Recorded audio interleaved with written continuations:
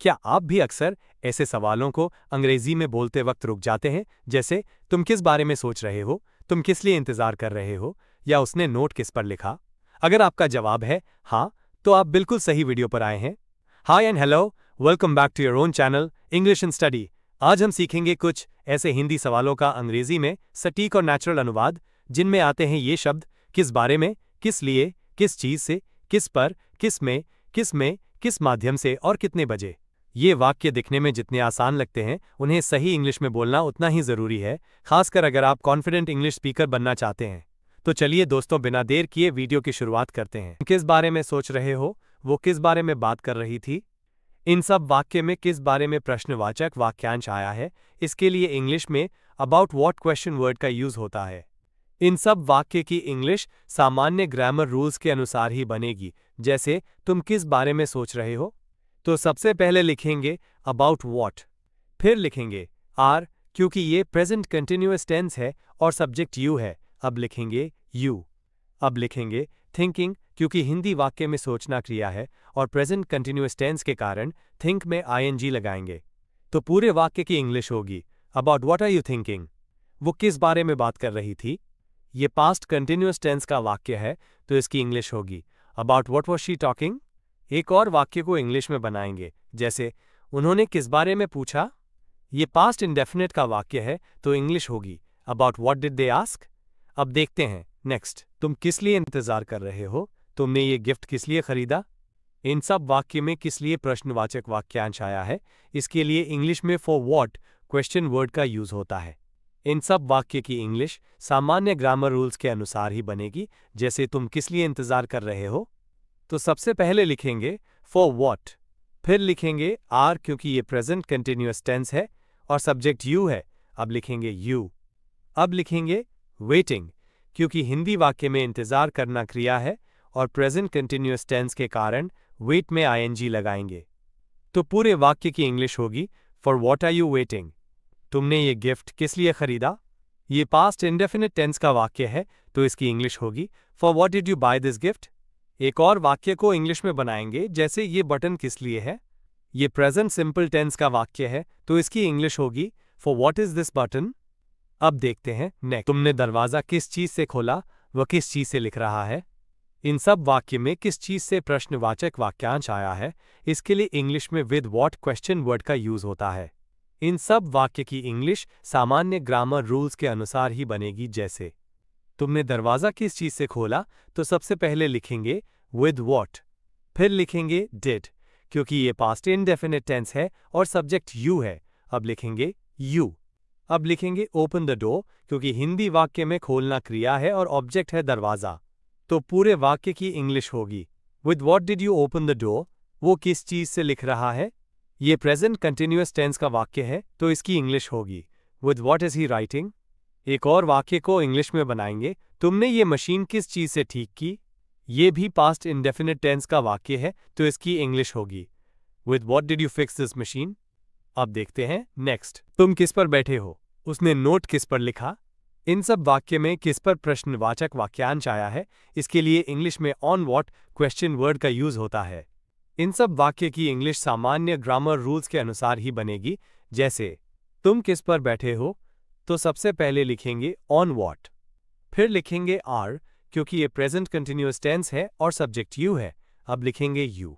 अब लिखेंगे सिटिंग, क्योंकि हिंदी वाक्य में बैठना क्रिया है और प्रेजेंट कंटिन्यूअस टेंस के कारण सिट में आईएनजी लगाएंगे।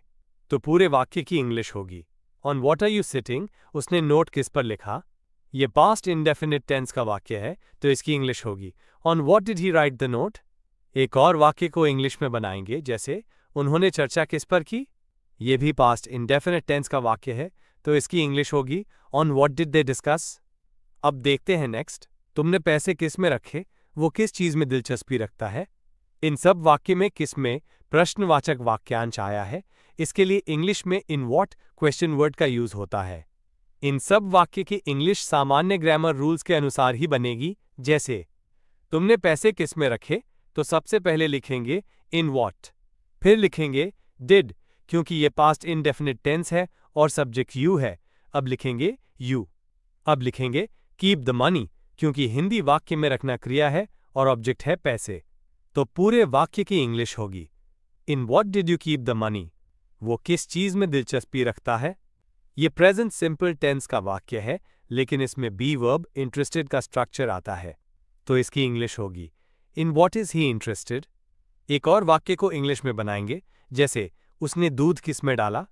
ये पास्ट इंडेफिनिट टेंस का वाक्य है, तो इसकी इंग्लिश होगी, in what did she pour the milk?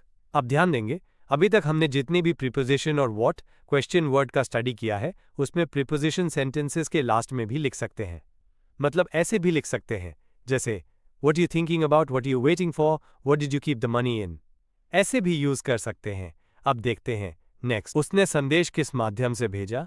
ये किताब किस नाम से जानी जाती है? इन सब वाक्य में किस माध्यम से, ताई किस नाम से जैसे प्रश्नवाचक वाक्यांश आए हैं, और इनके लिए अंग्रेजी में बाय व्हाट क्वेश्चन वर्ड का यूज होता है। इन सब वाक्य की इंग्लिश सामान्य ग्रामर रूल्स के अनुसार ही बनेगी, जैसे उसने संदेश किस माध्यम से भेजा, तो सबसे पहले लिखेंगे बाय व्हाट, फिर लिखेंगे डिड, क्योंकि ये पास्ट इनडेफिनिट टेंस है और सब्जेक्ट ही है, अब लिखेंगे ही। अब लिखेंगे सेंड द मैसेज, क्योंकि हिंदी वाक्य में भेजना क्रिया है और ऑब्जेक्ट है संदेश। तो पूरे वाक्य की इंग्लिश होगी, by what did he send the message? ये किताब किस नाम से जानी जाती है? ये पैसिव वॉइस में प्रेजेंट सिंपल टेंस का वाक्य है, तो इसकी इंग्लिश होगी, by what name is this book known? एक और वाक्य को इंग्लिश में बनाएंगे, जैसे वो प्रतियोगिता किस नियम से जीता? ये पास्ट इंडेफिनिट टेंस का वाक्य है, तो इसकी इंग्लिश होगी, by what rule did he win the competition? अब देखते हैं नेक्स्ट, तुम कितने बजे आए थे? तुम किस उम्र में स्कूल गए थे? इन सब वाक्य में कितने बजे, किस उम्र में जैसे प्रश्नवाचक वाक्यांश आए हैं, और इनके लिए अंग्रेजी में एट वॉट क्वेश्चन वर्ड का यूज होता है, जैसे कितने बजे तो एट वॉट टाइम, किस उम्र में तो एट वॉट एज, किस दर पर तो एट वॉट रेट होता है।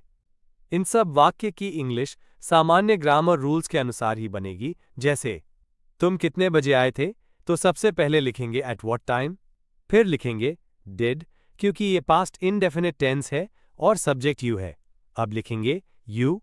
अब लिखेंगे कम, क्योंकि हिंदी वाक्य में आना क्रिया है। तो पूरे वाक्य की इंग्लिश होगी, at what time did you come? तुम किस उम्र में स्कूल गए थे? ये भी पास्ट इंडेफिनिट टेंस का वाक्य है, तो इसकी इंग्लिश होगी, at what age did you go to school? एक और वाक्य को इंग्लिश में बनाएंगे, जैसे वो किस दर पर बेच रहा है? ये प्रेजेंट कंटिन्यूअस टेंस का वाक्य है, तो इसकी इंग्लिश होगी, at what rate is he selling?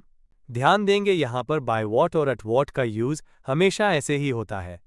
इनका प्रीपोजिशन कभी भी सेंटेंसेस के लास्ट में नहीं लगता है, मतलब ऐसे सेंटेंसेस कभी भी नहीं बनाएंगे जैसे what did he send the message by, what time did you come at? अगर ऐसा बनाया तो गलत होगा। मोहन कल किस समय घर आया था? इसकी इंग्लिश कमेंट बॉक्स में बनाइए।